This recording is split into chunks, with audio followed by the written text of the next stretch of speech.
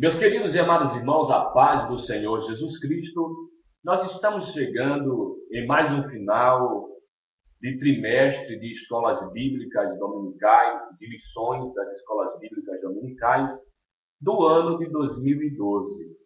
Nós temos estudado aí durante esse quarto trimestre de 2012 a respeito dos 12 profetas menores. Eu acredito que as 11 lições que nós já estudamos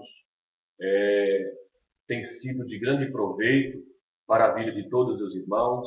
Nós temos já estudado sobre o profeta Oséias, sobre o profeta Joel, sobre o profeta Amós, o profeta Obadias, Jonas, Miqueias, Naum, Abacuque, Sofonias, Ageu, e no dia 23 nós iremos estar estudando sobre Zacarias, o reino messiânico, o reinado messiânico.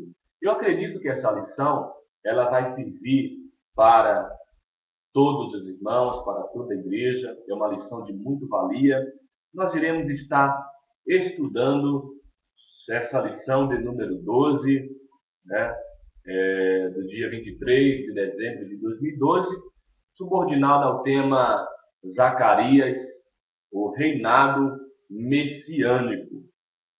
E meus queridos irmãos, deixa eu me apresentar. Eu sou o irmão Flávio Roberto, membro da Assembleia de Deus, Ministério Belém, do Jardim Marilena, em Guarulhos. Tenho a honra de também ser professor da Escola Bíblica Dominical. E o nosso textuário da nossa lição está no livro de Jeremias, capítulo 23, e versículo 5, que diz assim: Eis que vem dias, diz o Senhor, em que levantarei a Davi um renovo, justo, sendo rei, reinará e prosperará e praticará o juízo e a justiça na terra. Esta leitura do texto áureo está no livro de Jeremias, capítulo 23, e versículo 5. A verdade prática da nossa lição, você, professor, você, aluno, você, meu caro amigo e acessou a minha conta do YouTube e está acompanhando este vídeo, a verdade prática, ela diz o seguinte: Jesus é tanto o Salvador do mundo como o Rei do universo. Isso é uma verdade bem patente, uma verdade, né, incontestável. Jesus ele é o Salvador do mundo, ou seja, Jesus ele veio ao mundo com o objetivo de morrer na cruz do Calvário e salvar a raça humana que estava perdida. E também Jesus ele é o Rei do universo, não é verdade? E a nossa leitura bíblica em classe está lá no livro de Zacarias. Zacarias, capítulo 1, versículo 1, capítulo 8, versículo 1 a 3 e versículo 23, 20 a 23. Vamos para a introdução da nossa lição? Vamos para a introdução da nossa lição e começar assim a nossa aula a respeito do profeta Zacarias, falando sobre o reinado messiânico. Então, a introdução da nossa lição, meus queridos irmãos, alunos e professores, diz o seguinte: nesta lição de hoje, veremos o que o livro de Zacarias apresenta os eventos do porvir como o epílogo da história. O oráculo do profeta, ou seja, a mensagem do profeta, não fala a respeito de acontecimentos enigmáticos.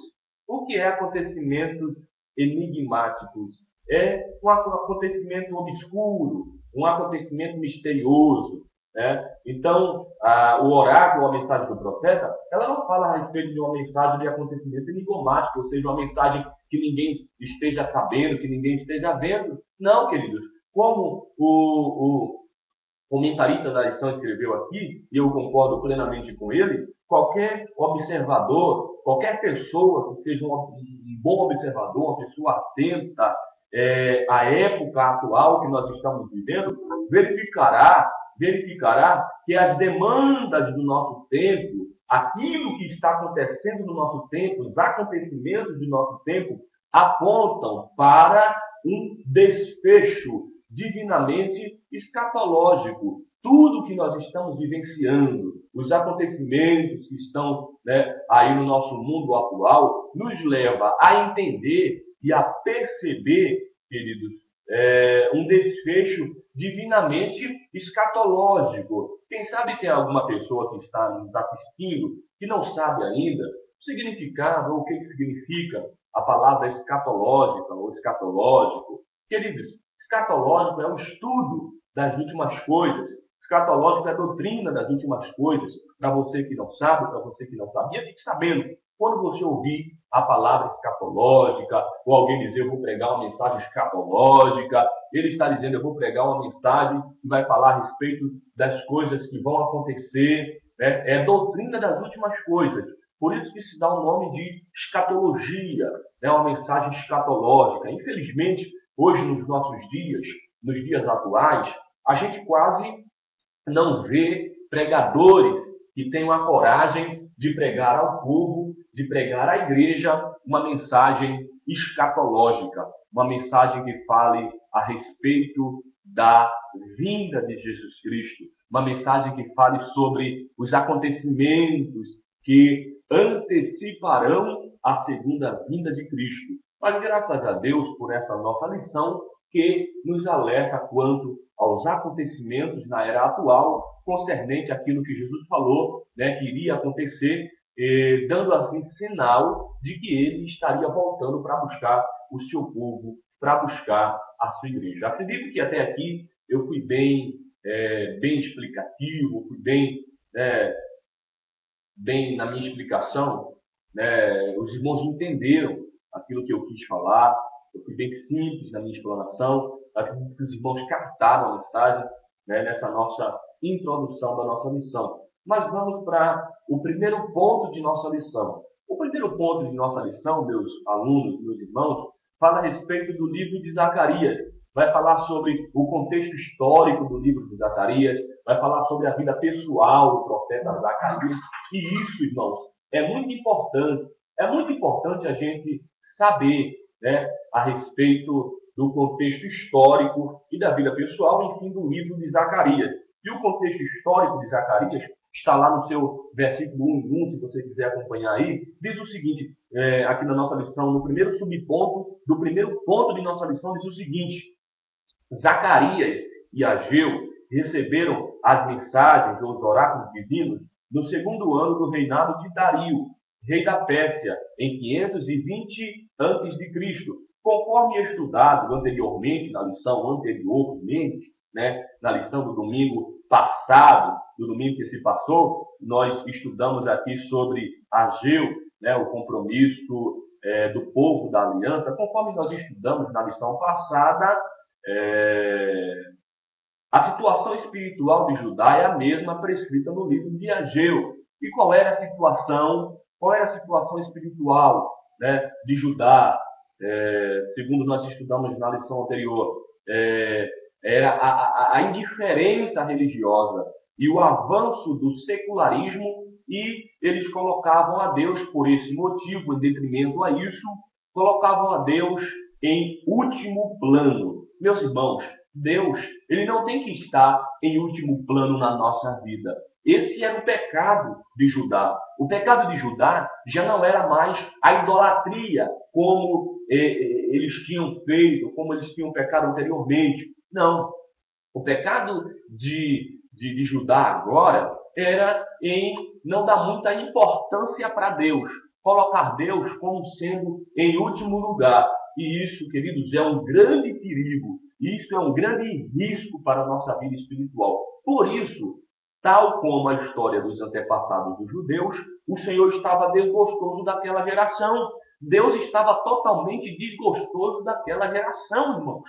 Quer deixar Deus desgostoso? Querido, Se você quer ver Deus desgostoso, é quando Deus ele percebe que está sendo colocado em último plano, em último lugar. Quando as outras coisas que nos rodeiam, às vezes ficam em primeiro lugar na nossa vida, a gente acaba deixando Deus por último. E isso não agrada a Deus. Mas para terminar essa primeira parte, essa primeira parte da nossa explicação sobre a lição do dia 23, vamos para a vida pessoal do profeta Zacarias. Diz assim o segundo subponto do primeiro ponto de nossa lição. Zacarias era de uma família sacerdotal. Assim como Jeremias, você vai conferir em Jeremias 1:1, e Ezequiel 1:1, ou seja, 1:3, seu avô Ido era o avô de Zacarias. Zacarias ele era descendente de uma família sacerdotal, Seu pai era sacerdote, como também fora Jeremias e Ezequiel. Era sacerdote, o Ido, o avô de Zacarias, ele era sacerdote e veio do exílio a Jerusalém, do grupo liderado por Zorobabel, filho de Sealtiel, e Josué, filho de Josadac. Você pode conferir tudo isso no livro de Neemias, capítulo 12, a partir do versículo 1 ao versículo de número 4. Então, meus irmãos, parece que Baraquias, seu pai, faleceu quando o profeta ainda era uma criança. Entendeu? O pai de Zacarias, ele morrera quando Zacarias ainda era uma criança, quando Zacarias estava em fase de crescimento.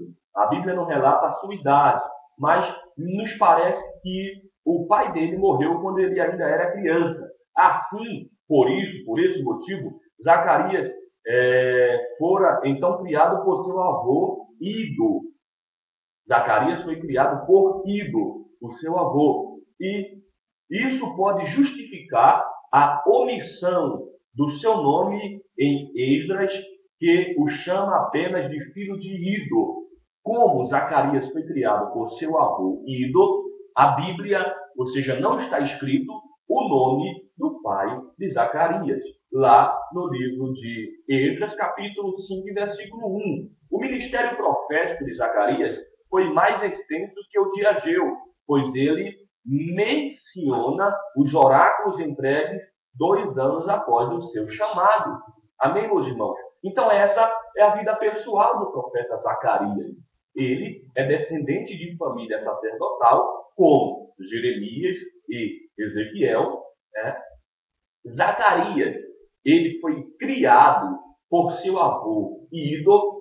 Seu pai morreu quando ele ainda era criança, e por esse motivo, o nome do pai de Zacarias não é citado no livro de Esdras, capítulo 5 e versículo 1. Por quê? Porque Zacarias fora criado pelo seu pai, pelo seu avô Ido. Amém? Que Deus continue te abençoando e continue assistindo às partes da explicação da nossa lição. Essa é apenas a primeira parte de nossa lição, falando a respeito desses 2 primeiros subpontos, o primeiro ponto da lição, o contexto histórico e vida pessoal. Na próxima parte da nossa lição, que nós iremos estar gravando daqui a pouquinho, nós iremos estar falando sobre estrutura e mensagem e também sobre unidade literária. Então não perca, é só clicar no próximo vídeo, segunda parte da explicação da nossa lição de número 12, do dia 23 de dezembro de 2012, Zacarias, o reinado messiânico. Clica na próxima parte, meu irmão, em nome de Jesus.